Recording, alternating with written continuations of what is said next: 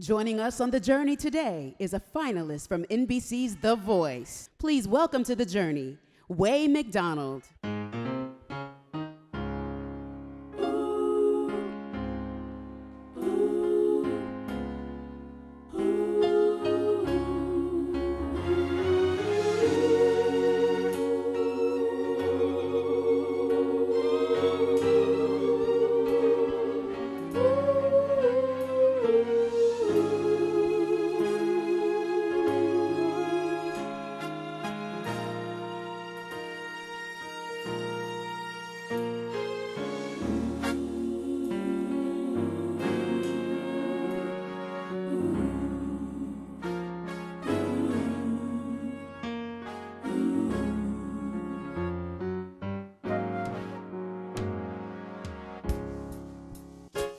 I had enough heartache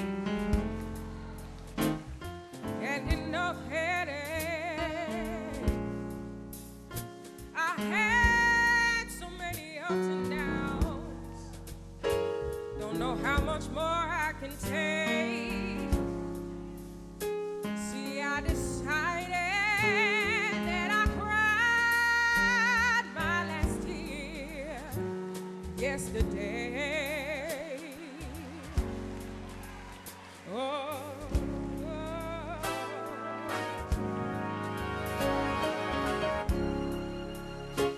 either I'm gonna trust you, or I may as well walk away. Stressing don't make it better, don't make it better, no way.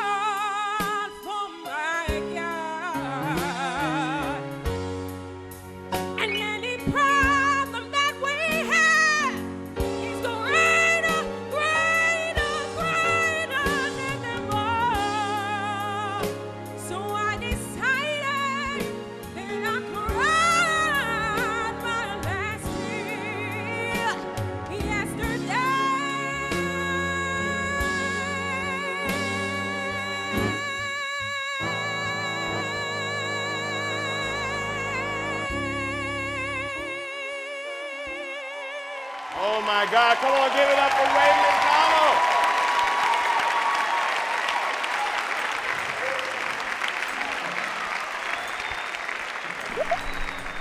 Wow.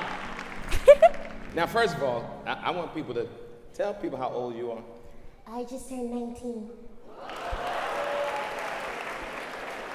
Yeah, let me tell you, I'm often amazed by the gift that God gives people. Because that voice and that voice they don't really add up the same way.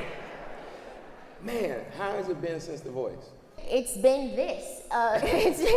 It's been really, really beautiful. I've had so many beautiful opportunities, and the platform that show gave me was outstanding. So I wouldn't take it back to the world.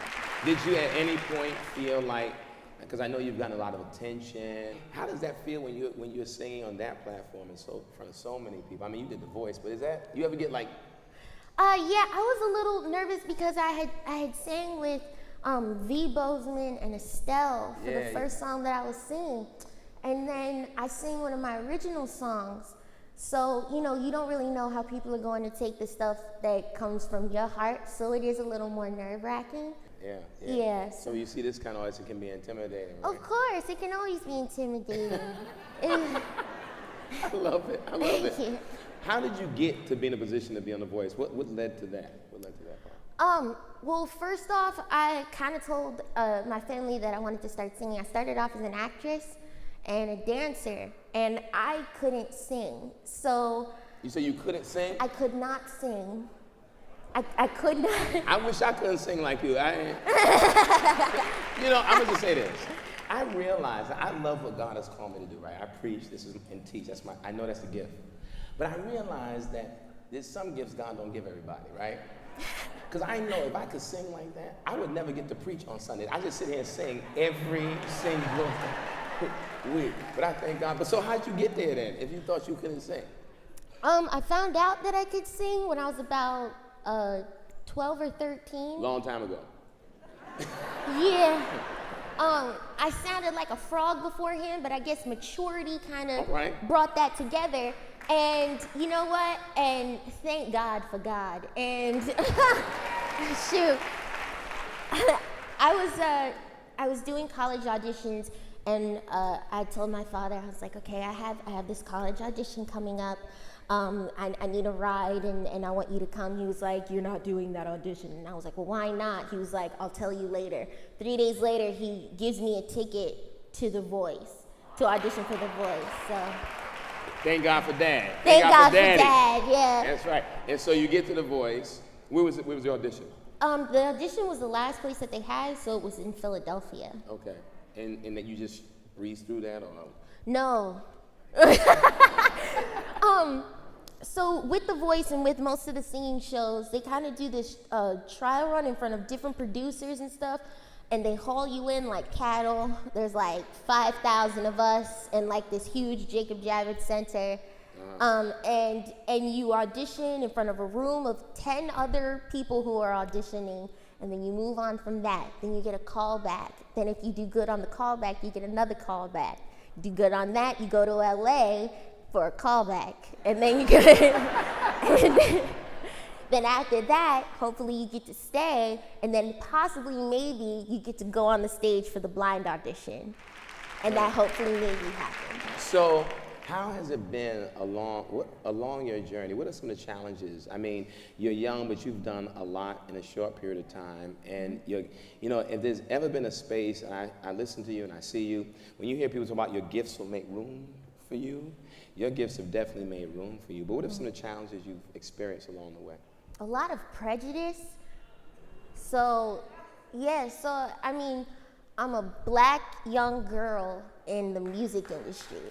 So that's already a triple whammy and a whole bunch of this stuff. And when I started out, the industry in music is male dominated, and I had to show people that they weren't going to dominate over me. Yeah. When I was younger, I was bullied. And it got me to that place where I got to be able to feel and understand, like, okay, God is going to get me through. Everything is going to be great. Mostly, it's definitely people underestimating me. But sometimes that's a good thing, because then when they kind of see you, they're like, oh, okay, no, I need to step it up. Yeah. You talk about bullying, because it is amazing how many young people are bullied, but just hearing you and seeing you, it's like you've turned that negative energy into something positive for you in some ways, right? Absolutely. You know what?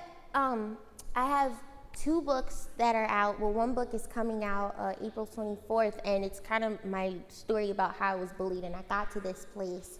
If you look right now, we have a leader who is a bully and who is, putting people in this uncomfortable position. Yeah.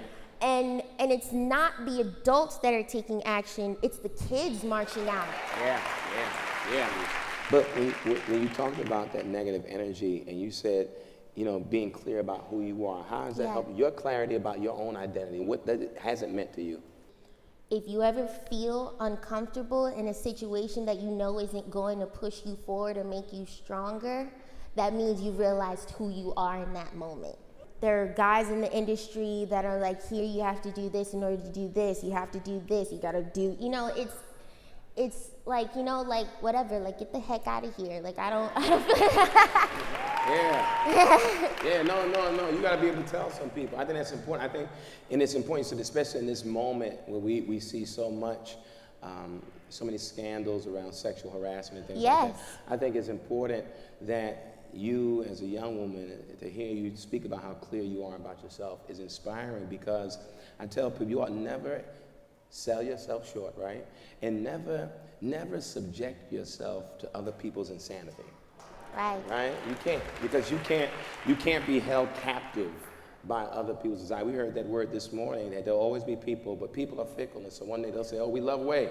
And the next day they'll be like, not so much. Well, that was the biggest problem, I think, coming out of the show. Of course, during the show, everybody loves you, everybody's this, you're right in front of their face. Twice a week, they're like, everything is perfect.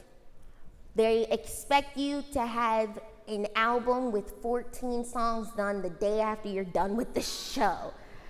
That's not gonna happen. I write all of my songs and make the music, and I have to sing, and I have to work with people that I trust, and I don't wanna put out trash. As much as I respect all musicians and all people who make music, but what I don't respect are certain messages that get thrown out just because of the fun of it. Like I have a song coming out April 6th. It's called Head Up High, and the journey for making that song was like, what do I want to say to young me? Like I don't want to have to. Or younger you. Yeah, a younger me. The lyrics for that, like, don't get me wrong, fun is fun until it isn't. So, I want to be able to come out the gate being like, this is what I represent. If you don't like it, then like, go away. Because the real deal is that there are millions of kids marching for a whole bunch of reasons, and then there's music on the radio that endorses a whole bunch of garbage. Yeah. That's it. I think, let me tell you something, as long as you continue to honor God and the gift that you have as you do, and speak your truth, speak your truth. There will always be an audience for the gifts when the gifts are accompanied with honesty, transparency.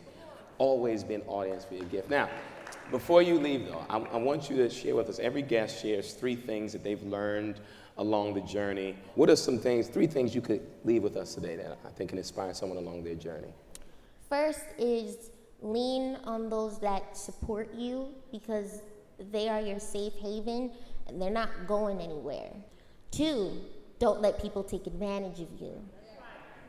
There's a million people trying to make things go their way in the world, and you need to make sure that you are who you are. And if you don't know who you are yet, know what you don't like. That's making you closer to who you are. I love it.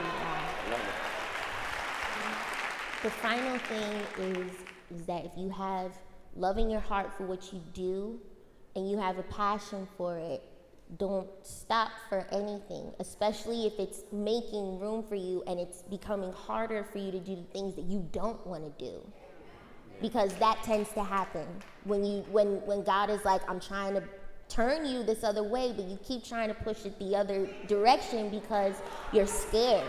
And I'm not trying to have you scared. I'm putting this in your presence because you asked for strength and no fear. So I'm giving you something you're afraid of so that way you can go and push